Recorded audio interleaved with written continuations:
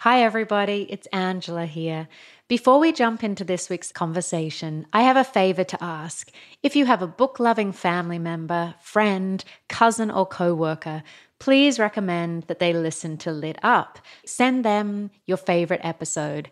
The best way for us to get new listeners is through your recommendations. Thank you so much. From Sugar 23, I'm Angela Ledgerwood, and this is Lit Up.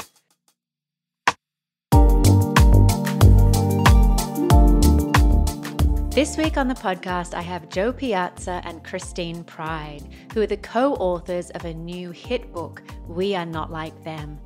Now, Jo is a journalist and she's been on Lit Up before. She's the author of 9 books, including Charlotte Walsh Likes to Win, The Knockoff, and How to Be Married. She's also a podcaster, and she hosts Under the Influence and Committed. Christine Pride is a longtime book editor who's now at Simon & Schuster. She also pens a regular column for Cup of Jo called Race Matters.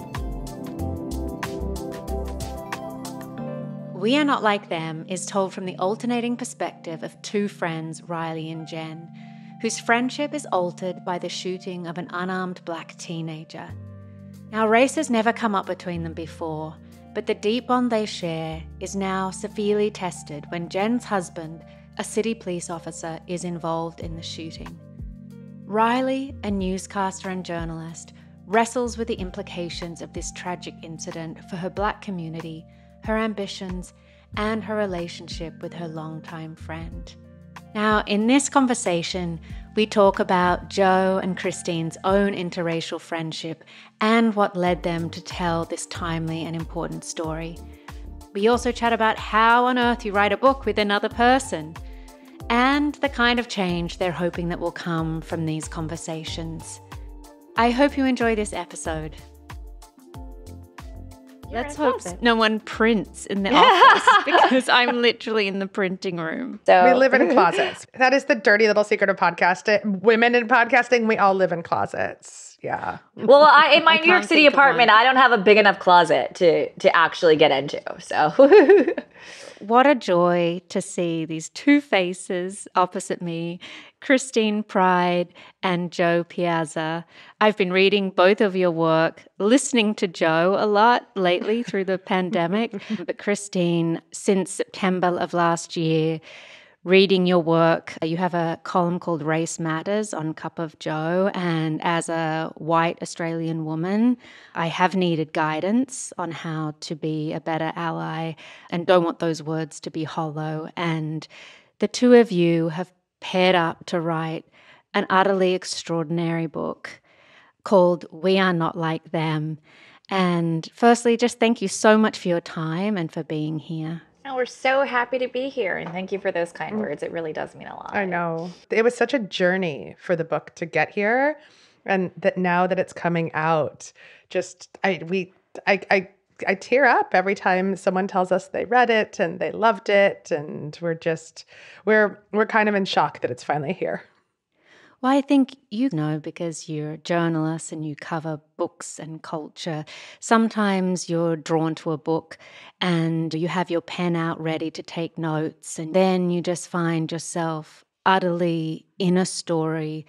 I got so emotionally swept up in this. I have the luxury of seeing you both, so we can each identify you voice by voice as we go through. Could you introduce yourselves quickly and maybe introduce one of the characters each, whoever you pick? Sure, yeah. I'm Jo Piazza, and I'm the co-author of We Are Not Like Them. And we have 2 main protagonists in our book. One of them is a woman named Riley. She's a Black woman and a newscaster who grew up in Philadelphia, and she's just moved back home to take that big job covering the city. And we start out just a couple of months after she's gotten back in town. I'm Christine Pride, and I'm the co-author of We Are Not Like Them. I'm going to try to emulate Jo and your podcast voice. I feel like you guys sound so great with your podcast voice. We have 2 main characters, and the story's told in alternating points of view. So Jo mentioned Riley and our other character is Jen, and Riley and Jen have been friends since they met in daycare. They were 3 or 4 years old. So this is a lifelong friendship. And Jen, unlike Riley, has stayed in Philadelphia this whole time. And she's married to her husband, Kevin, who's a police officer, and they're expecting their first child. So she's about 7 months pregnant when Riley moves back to town. So the novel, as it opens, is sort of a reunion for their friendship, and that this is the first time that they're going to have lived in the same place in many years. And so they're both so excited for this. And then something happens right away at the start of the story that sends their friendship and their lives into turmoil. To talk to your own friendship, as you said, you started the book in 2018, but you had been working together and formed a really strong friendship for years before that. How did you meet? I love the way that we met. Christine, who has been an editor for her entire career, was my editor on my last novel, Charlotte Walsh Likes to Win. And we worked really well together professionally, and then just hit it off personally as well, which doesn't always happen in these kinds of relationships. But, we had a lot of common interests, and there was just kind of that spark there, that like ineffable spark of like, oh, what this could be an actual friend. And we started to spend a lot of time together.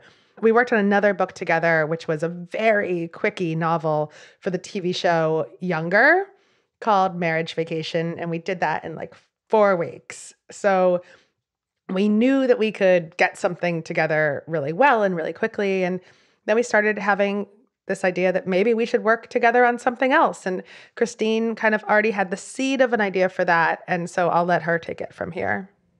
Yeah, I think what's interesting is Joe is one of those types of people. And I think when people meet us, it does seem like we've been friends for years and years and years. And in fact, we only met when I published her novel, Charlotte Walsh Likes to Win, and formed a friendship. It was a fast and furious situation. But I think that then really informed the writing of our book too, because like our characters who met when they were, Riley and Jen, as I mentioned, met when they were very small. And so they weren't having these conversations about race at 5, at 10. I mean, what children are. And then they were long distance. So it had never been a true factor in their relationship. And similarly, though Joe and I didn't know each other since childhood, but since we were new friends, we also hadn't had these conversations about race and our experiences and so forth. And so we formed this friendship, and then we started writing a book together, and that both of those things sort of prompted us to have these kind of conversations. Well, like the characters in the book, I think many of us have interracial friendships, but I really identified with the fact that with my friends of color, we don't talk about race much. Yeah, because talking about race is hard. It's really hard. And making sure you say the right words and you want it, and conveying what you mean. And yeah, that's one of the reasons we wanted to write this book. There was a great piece in People magazine that helped launch the novel. And it talked about how interracial friendships are so much more unlikely than I would have imagined. The stat there was 75% of white people have no friends of another race, which seems absolutely shocking. This book, it's obviously not written towards a white audience or a black audience, and I think the two perspectives that you capture are so interesting. So everyone has a way into this book.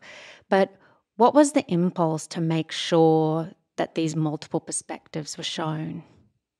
I mean, it was really important to us from the beginning, and this is why we consciously chose to write a book together as opposed to any one of us writing this book individually. We don't think would have resulted in as rich a book, and this was really, we hope for readers a compelling opportunity to see something like this done on the page. And in that way, it was really important for us to have both perspectives and experiences of our characters authentically rendered and make this book as universal as possible, right? We were not writing for a black audience. We were not writing for a white audience, but we were writing with both in mind, in terms of that by being authentic on the page for both our characters' experiences, then both and all audiences would come to the book, right? That there is, in terms of the characters and their experiences, something,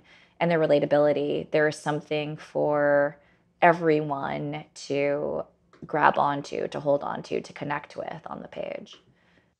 And we wanted to be really honest and that's why we made the chapters first person with the alternating perspectives.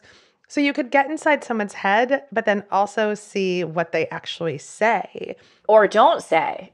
Or don't say. There's often such a disconnect, especially when it comes to talking about race. And so we wanted to show the reality that a lot of people grapple with when it comes to talking about this subject. And we were hoping that there was something, like Christine said, for everybody, that there was a character that every person could see themselves in this book, or see a close friend, or see a family member. So yeah, we did not write this book for anyone. I don't want to say we didn't have an agenda, because we can talk about that, but we don't want to preach to anyone, and we didn't want it to come across that way. So yeah, we really just wanted people to fall in love with these characters and let that allow them to build empathy and sympathy and to relate.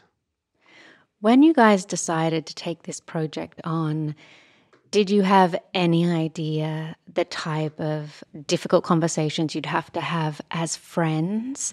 For sure. It was a lot harder for both of us than we imagined it was going to be. And I think the two levels, it's sort of like when you're, husband and wife, or husband and wife, and then you start a business together, right? You have to re-navigate and renegotiate the terms of your relationships for the business. It's the same way. Like, we had to figure out how to be colleagues and how to be friends, and to the degree those overlapped or needed to be kept separate. And that's something that took, I would say, months of conversations and trial and error and to figure out. And we also had to figure out logistically how to create a book together, how our work style was going to be, how the technology was going to work. It was a process. I mean, I will, a journey, we like to say. I think journey is better than process, because journey sort of has a start and an end. It suggests some forward momentum, right? Which thankfully we had. And I think that Christine knew that we were going to dig into race, and that might not be easy, because Christine, as many Black people do, often is the one always talking about race. And it's a privilege as a white woman to not have to think about race as often and every day. And honestly, before we started working on this book, which was in the years leading up to George Floyd, I hardly had to think about it at all. And I think it's important to admit that. So I think Christine knew that we were about to delve into some stuff. And I was like, we talk about a lot of things. It's going to be fun. It's going to be, why wouldn't we be able to talk about this? And it got hard at times. It got very heated at times. And I remember saying to Christine, like, I don't talk about race that often. I really don't. And her saying, I can't have a close friendship with someone who I don't talk about this with. In that moment, I remember crying after that, because I was like, maybe we're not close friends, and maybe we'll never get there. And maybe all of this is impossible. And we got through it. And I did, there were times when we were first writing this, and this process started a while ago, where we did really separate our friendship and our work, where it's like, all right, we'll talk about work, and maybe we're not getting along with work, right? But then I would try to talk. I would try to be like, do you want to see this cute picture of the baby?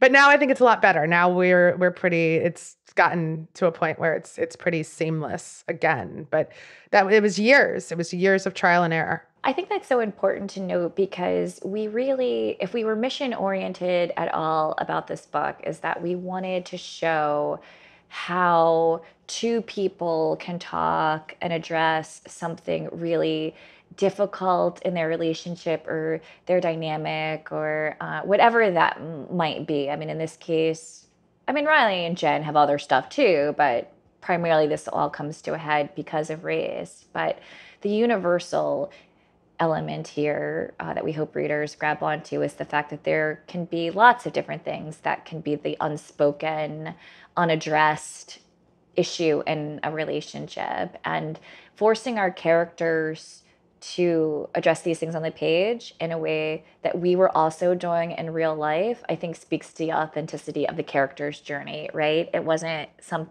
theoretical, entirely fictional, at least the truth of the dynamic and what you have to go through. And so, we practice what we preach in a way, right? In terms of saying, like, you need to have these hard conversations. And we did, our characters do, and we hope that that is inspiration for people to do it as well. Well, definitely in these characters, Jen and Riley, they have these periods of avoiding the big conversation, like you've just mentioned. And I think we've all been there. But I think what is so great about Riley calling out Jen is that we can have all these things in common. Like you say, we can talk about relationships, depression, being crazy busy at work. And yet, as a Black woman, Riley says to Jen, but this is this one thing you can never understand of me. And then what does Jen on the other side, how does she react to that, support that? It takes an entire novel of these women that love each other so much trying to get closer to one another.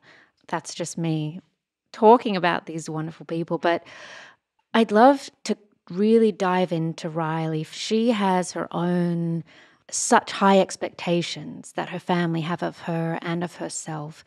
And Christine, if you could talk about Black excellence and the pressure that puts upon you. For sure. I mean, I think it's so funny because, in a lot of first novels, for me, this is my debut. Jo has written 1,000 books, but your character is to some degree informed by your personal experience, right? I mean, that's what you draw from. And so there's a lot of ways. People always ask us, are you like Riley? Are you like Jen? For both of us. And we both characters together, and they are, to be clear, neither one of us, but there are obviously are parts of these characters that are informed by our experience. And I think that is certainly one of them, like Riley's drive to, sometimes as a Black person, you're subconsciously even, or not, or intentionally, you have this feeling of, you have to overcome all kinds of stereotypes. Like, people are going to assume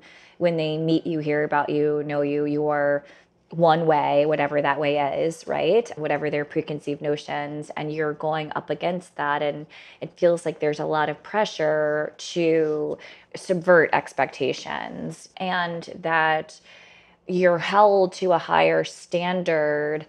I went to a pretty diverse, by the time I got to middle school in suburban Maryland, my middle school and high school were more diverse. My elementary school was less so, but also I was in a lot of gifted and talented programs. Like, at the time they had these like separate programs and whatnot. And those were, all white spaces, even as a child. And I could sense people, teachers surprised if you use certain words, or surprised to find out about that your parents were married. Or, I mean, and a lot of this is just unconscious. They wouldn't even say that they realized they were doing it. But so when you get those messages, particularly from a young age, your idea is to constantly then overcome them. So then this paper has to be perfect. This audition has to be perfect. This, whatever it is, has to be perfect. And as you said, that's exhausting. Like, the quest for perfection all the time is an exhausting one, but it's also a pattern that once you start, I'm generalizing here, but I feel like white people, to have the luxury of feeling that they have lots of opportunities before them, and doors will open and they'll have connections. And for a lot of Black people, and again, I'm generalizing, but it feels like you only have one chance to do a lot of things, like to get this scholarship to college, or to get into this program, or to meet this person in this place, because these are not doors that are usually open, like that kind of thing. And so the pressure was always on to leverage or access whatever opportunity you can, right? And you can't mess it up, because this will be the one chance that you have. where, you know, your counterpart might have 5, 10 chances. So there's a certain amount of the stakes feel very high for people, and particularly Black people in professional spaces, to get the job, get the lead. And that does take its toll. And I think that's something that Riley experiences. She's so driven and so focused, because if she's not, everything could fall apart. So she has to really, you know, stay on track and can't suffer any distractions. And we see the toll that takes on her over the course of the story. I definitely recognized her ambition, but then layer upon her race as well. And she's really trying to do her best, and is always trying to walk that fine line of maintaining her own integrity too. Right. And one thing I just want to add about that too is for my generation of Black people, you know, have opportunities that our grandparents would never even have fathomed, right? And it's a little bit like the immigrant experience in that way, and that there's a lot of pressure then to not squander those opportunities, right? Like my grandmother cleaned houses for a living and worked at JCPenney. And, you know, I mean, one of my other authors wrote this way, that Black people are always making a way out of no way. And, you know, that's what my grandparents did. And so the fact that their granddaughter would be able to, say, even work at a major publishing house, that would have been unthinkable. And so you have to, or work at a news station. And so there's a certain amount of pressure then that you don't take those opportunities for granted, and that you feel a lot of pressure not to ruin it for the next generation, right? It's so easy to be like, well, that Black woman didn't work out, so we tried. And you feel representative of a whole group of people, and which is unfair, but the reality in a lot of cases. And Jo, you moved back to Philadelphia where the novel is set. And I mentioned before that Jen is a character that has married into a family of policemen. Do you have any personal experience in understanding that ecosystem? Yeah, so when it comes to it's kind of two separate answers. I grew up in the suburbs of Philadelphia. I went to college here. I moved away for a long time and recently moved back, but Philadelphia is very much a part of the fabric of this book. And I will say I grew up in a very segregated white suburb right outside the city, spent a lot of time, with a lot of very white families from Northeast Philadelphia. And a lot of those experiences are what I drew on to create Kevin, our cop's family. And they say things with regards to race that come across as quite shocking when you read them in 2021. And I do remember they shocked one of our white editors when she read them. And I'm like, I've heard people say this. And I had a friend read the book the other day who also grew up in Northeast Philly. And he's like, these people are my cousins. This is how they talk. And I wanted to, and there are also people who would never call themselves racist. That's the funny thing. They're like, I don't see race. I am colorblind. But the way they talk about race, you're like, you clearly are racist. And so we wanted to get some of those things on the page. They were absolutely, this is a world that I experienced. But I also have friends who are cops, and we wanted to make our cop characters very nuanced and very human. We didn't want any of this to be black and white, to, make a really bad pun here, because we wanted to show that everything that happens is complicated. Nothing is as straightforward as you think it is. So we interviewed so many police officers. We interviewed police officers' wives and other members of police officers' families. We talked to one therapist who works with police officers after officer-involved shootings, because we wanted to get that nuance and that reality on the page. And I do think Christine had a harder job in this book. And there were times when I had to pull back too, because everything that she just talked about, I wanted what she just talked about on the page. But you also, as a co-author and a friend, you don't want to mine someone else's trauma, right? So I was asking her, I'm like, but how did this feel? And what was that like? And how did you react to these things? And That's no fun for anyone to have to relive the difficult parts of their lives, but I wanted to get all of that on the page when it came to Riley. And for me, it was really looking inside my world and seeing where all of my blind spots are and how white privilege and privilege generally has informed my life and bringing that to our white character. I think one thing that's interesting, can I just piggyback on that? Because I think one thing that's really interesting in terms of our decision to write this book together is that in real life, there are conversations that we would be a part of or overhear that the other would never be able to access or overhear, right? And so to the degree that I wanted to bring Kevin's family alive on the page, as we did, I would be presuming a lot and I might be getting it right, but I'd also be having the pitfall of she's making assumptions because she wouldn't be experiencing this. Whereas even if it ended up being kind of the same on the page of what I would imagine, this reality of Joe hears things in white spaces that most people would never say in front of me, or if they knew myself or another Black person was listening, or Black people having candid conversations about white people, which are endless and intense, and she would never be privy to that, right? And so I think we can really see both sides by understanding that we've had access to these different experiences. Some of the most difficult scenes I found to read were with Jen's extended family in those living rooms.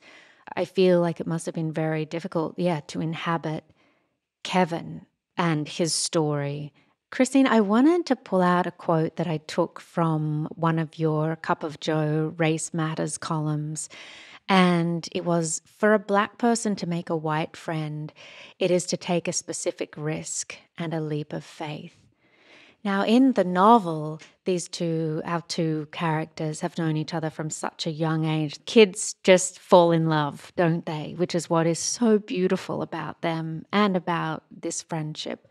But can you both talk about particularly that quote, maybe Christine, you first, because that is a leap that no white person ever even has to think about that.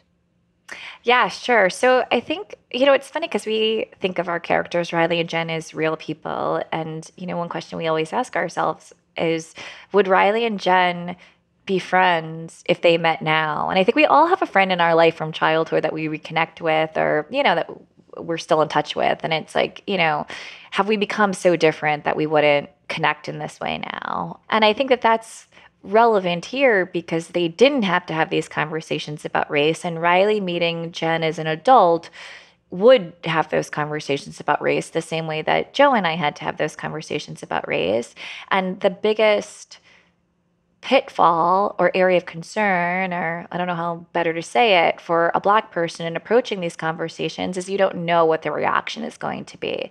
Certainly Riley felt this way in the book, which is, I think, why she avoids a lot of these conversations. And that's mirrored in real life in terms of, is somebody going to be dismissive, defensive, fragile, right? There's a range of responses that are almost cliche in how much you can expect them, one of each or a combination thereof. And that is something that can prove to be a deterrent. Why am I going to bother to do this if I'm going to be met with XYZ? It's almost more hurtful to have somebody say you're overreacting, or no, that's not true, or oh my God, and then burst into tears, right? Or any range of those. And so that's what I mean by a leap of faith, that you have to sort of have the groundwork to get to know somebody before you're even willing to broach it, to have some sense that you're not going to be caught off guard by what they're going to say or do. Because it's actually what they say or do in that moment that is going to make or break a relationship. It's almost more your reactions to things as a white person to a Black person is more influential than even saying or doing the wrong thing initially, right? Because that can be correct it or you can learn from that. But if I say to you, oh, I feel like you've done the wrong thing, XYZ, and the reaction is one of the ones I described, then that is more damaging. I have to admit that I see myself in Jen and I don't like it. But I also think if there's a PSA here, I do think that white people need to get more comfortable with talking about race. I mean, it's just something that Black people do constantly from birth. Part of that is you have to be prepared as a Black person in society for what you're going to encounter. That's just, I have a 6-year-old goddaughter, and I see this playing out, in her life now that she's starting to go to school and kids look different, kids are treated differently, et cetera, et cetera. But it is a muscle to some degree. Like, it's always hard to do something at the beginning, but the more you do it, the more comfortable you feel doing it, right? And so it becomes a domino effect, I guess, that just practicing talking about race and being open to talking about race makes it less scary or uncomfortable. And I think, to your point, being curious about the history of the country we live in. Joe, maybe you can talk to this aspect of the conversations that you and Christine had, and it's something that's embedded in the book that I'm taking away, is that it's our job as a white woman to probe, to ask, can we have a conversation about race? If you're talking to a friend, that friend deals with this every day. How can I probe respectfully, but in an open way? I say this a lot. I think one of the best gifts that Christine gave me in our friendship and through this process was the gift of grace. And there's a lot of me that was terrified to say the wrong thing or to bring certain things up because I would mess it up. And, I have good intentions. I want to talk, but am I going to say something that's just wrong? And am I going to feel stupid for doing that? And again, that is a sort of white fragility, but at the same time, I think it's the way that many white people do think. They're nervous, right? And Christine gave me the grace to kind of wade my way through some of these conversations that I had never had before. And that's another thing that we just really want to accomplish with this book. If you don't have a friend of another race or a close friend, or if you don't know how to talk about this, you can read this book and you can talk about what our characters are doing. You can talk about their conversations. You can take this out of the personal so that it's kind of a starting point to have difficult conversations about race and start to probe and start to go deeper than you would have before because you might have been nervous. And with our own friendship, I needed to know, and I'm a journalist, right? I still think of myself as a journalist, even though I've written a bunch of novels at this point. So I report my fiction. I ask questions, so many questions. And there really did get to be a place where Christine's like, okay, enough with asking me everything you've ever wanted to know about Black history from, the Big Bang until now. And I had to go off and do my own research and my own stuff for that. So I needed to know when to ask the questions and then also when to back off. And I think that that's also really important for people that are trying to be good allies. Your Black friend can't be your Black Lives Matter professor. That's also an uncomfortable relationship that nobody wants to find themselves in. Talking about this writing relationship, Christine, you have been an editor for 20 years, and publishing has been notoriously a whitewashed industry and place.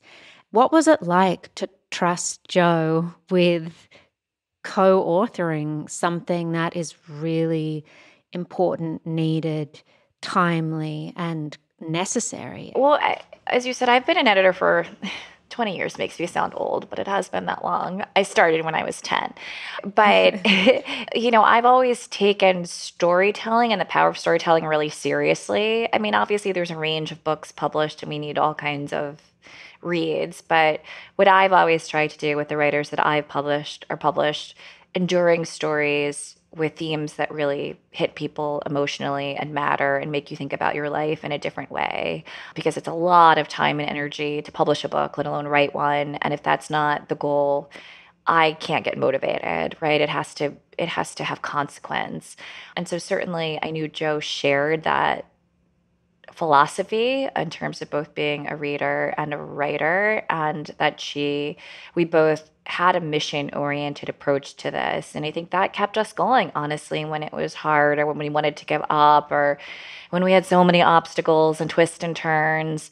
But we kept thinking that this book matters, right? We weren't just writing some twisted thriller, which, no offense against twisted thrillers, we all love them, but we were trying to do something really hard, and that when we got to the other side would feel really meaningful. And I think that now that we're in a place where we're getting reader responses and the book is about to go on sale, and we can see that readers are reacting the way that we dreamed this whole time that they would, in terms of connecting with the story on a deeper level and having a book that feels like it would be impacting them personally in a way that will be really valuable, is, I could get teary talking about it. It's really just a gratifying feeling, especially when you're in a vacuum doing it and we had each other to talk to. But now that it's about to be out in the world, to know that we accomplished that is just, it's a little bit overwhelming, to be honest, both as a writer and as an editor, because that is the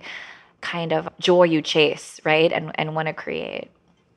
Well, I also think, I know we've talked about how difficult race is to talk about, but your book is filled with so much love that these characters have for one another, but the love that is within the family, and also how we create families through friends. And particularly Jen, the family that she craves is Riley's family. And that was a beautiful choice. And I'd love you to talk about that. I want to have Gigi's cinnamon miracle bread. And I could almost just smell that with the butter and the cinnamon and the sugar and the comfort that provided. You guys have to have that at one of your events. I was just going to say wafting that. through. We need to have miracle bread at a launch. We do. For sure. Oh my gosh. Yeah. Well, but how important it was to counterbalance, I wouldn't say hope, but love in the novel. So important. I mean, it was everything for us. This friendship is the backbone of the book, as our friendships with the women in our lives are the backbones of our lives. We say this a lot, but we see so many, I frankly think too many novels that deal with romantic relationships, whereas I think that friendships, they are just the things that keep us going, that get us through. And we wanted the friendship almost to be a third character in this book. Like, if you're rooting for anything in this book, you're rooting for the friendship to survive. And it's a book, it is a book about race, and it is a book about social justice and police shootings and violence. But first and foremost, we want it to be a book about friendship and hope. And also, as you said, family. I think family is important, and I'm happy that you acknowledged Jen's love for Riley's family, because that was such an intentional choice of ours to subvert our whole goal with this book was to avoid common tropes, right? I mean, so much of literature just falls into the same kinds of storytelling, and a lot of it is just unconscious. Like, this is how these things happen. The white family saves the black kid over and over and over and over from the beginning of time till now.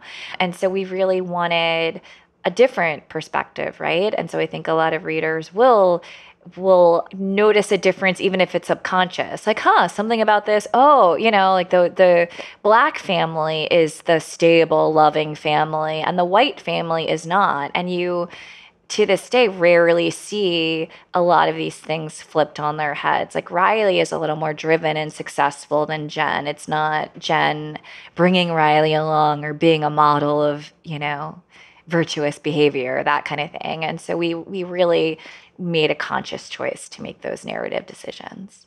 You started the book in 2018, And I can imagine that there you had an idea of the ending and went, don't worry, we're not giving that away for anyone.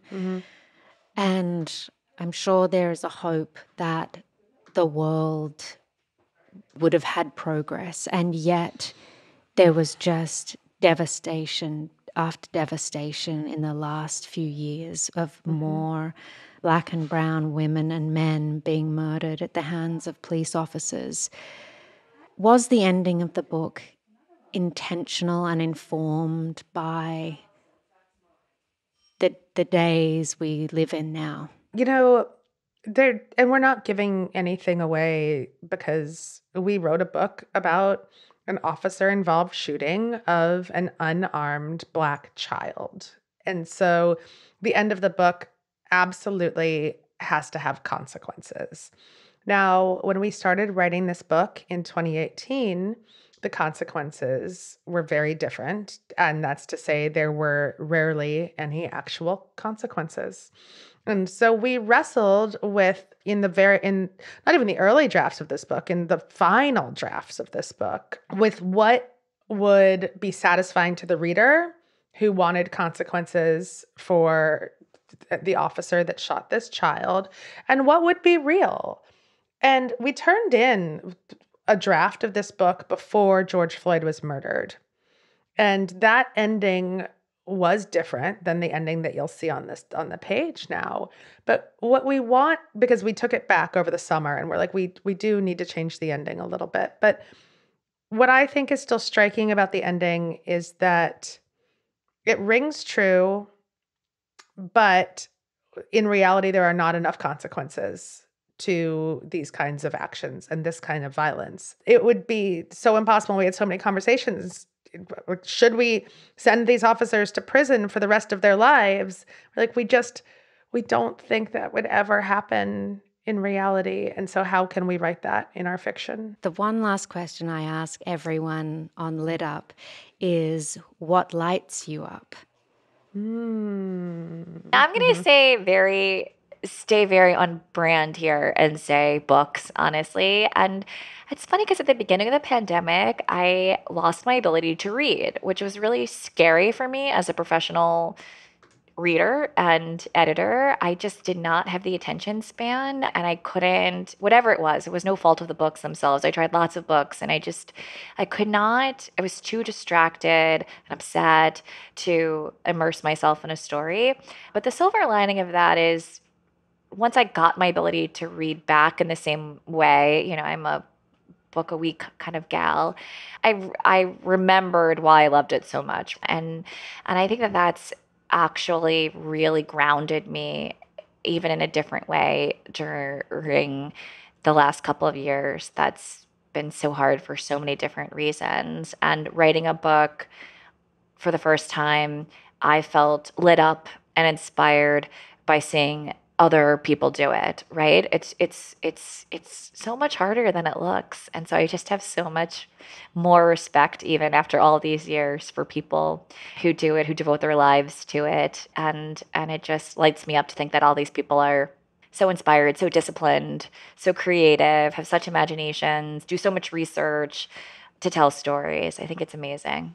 That's the best answer. Me too. I think it lights all three of us up, that realm. And I can only imagine that experience you've gone through will make you an even better editor, if that's even possible. I think so. Definitely, I have a different frame of mind in working with writers now, just understanding the pressures and the mental and emotional dimension of it. I don't think you can really understand until you do it yourself. And so I do think I have a much better understanding of what writers are thinking and feeling kind of behind the scenes that I didn't appreciate as much before when I was writing them 12-page editorial letters. Asking them to go back in like you did for Joe, I'm sure. Definitely. I would wonder what that first editorial letter was like on your Probably novel, overwhelming. So overwhelming. I think that, yes, Christine has learned a lot of tips and tricks about how to edit her writers now from our process. And my thing that lights me up is it's similar to Christine's, but it's just good storytelling in general. I mean, I've run the gamut of storytelling as a career, from daily newspaper writer to magazine writer to digital writer to podcaster to novelist. And the basis of all of it and what I want to do and what I love every day is powerful storytelling. And that's something that Christine and I thought a lot about with this book, because we both really believe that powerful storytelling is what can bring people together and start awesome conversations. So that's what gets me out of bed every day. Literally. Thank you so much. Your novel, We Are Not Like Them, is going to change the world. I think it's just obviously exploding already, but for all the right reasons. It's such an important book, and it's helped me have these conversations already in my personal life, and I think it's going to be just special for so many of us. So thank you so much for coming on Lit Up. We loved being here. This was such a great conversation. Thank you for having us. We loved it so much. Thanks so much for listening to my conversation with Jo Piazza and Christine Pride. Their book, We Are Not Like Them, is out now, and there's a link to purchase it on our website, lituppodcast.com.